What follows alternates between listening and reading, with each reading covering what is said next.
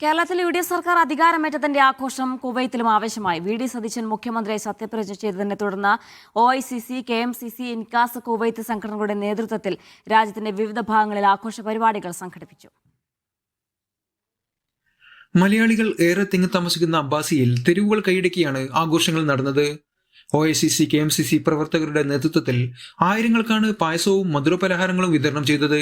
ഇന്നിപ്പോ വൈകിട്ട് അബ്ബാസിയിലെ ഈ തെരുവില് കുവൈത്തിലെ കെ.എം.സി.സി പ്രവർത്തകന്മാര്, അബ്ബാസിയിലെ ഏരിയയിലുള്ള കെ.എം.സി.സി പ്രവർത്തകന്മാര് പായസ വിതരണം നടത്തിയിരിക്കുകയാണ്. 2000 കണക്കിന് ആളുകൾക്ക് ഞങ്ങൾ ഇവിടെ പായസം വിതരണം ചെയ്തു.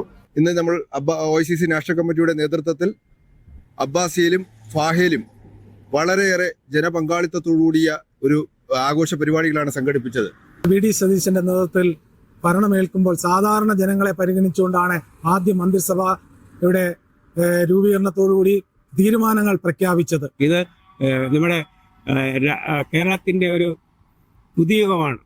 കുവൈത്ത് കെ.എം.സി.സി സംസ്ഥാന കമ്മിറ്റിയുടെ നേതൃത്വത്തിൽ നടന്ന പരിപാടിയിൽ നിരവധി പേർ പങ്കെടുത്തു.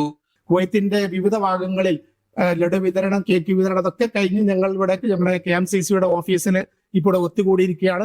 തീർച്ചയായിട്ടും പിന്നെ യു.ഡി.എഫിന്റെ ഭാഗമായ മുസ്ലിം ലീഗിന്റെ 5 ശക്തരായ മന്ത്രിമാരുമായിട്ട് ഈ ഭരണം ഇന്ന് നിലവിൽ വന്നിരിക്കുകയാണ്.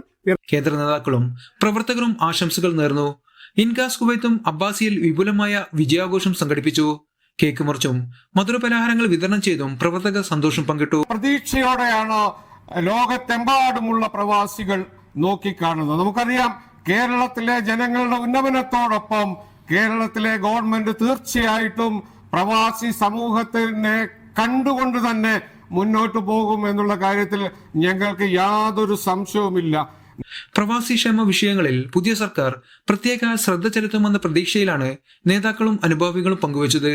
Media 1 Kuwait city.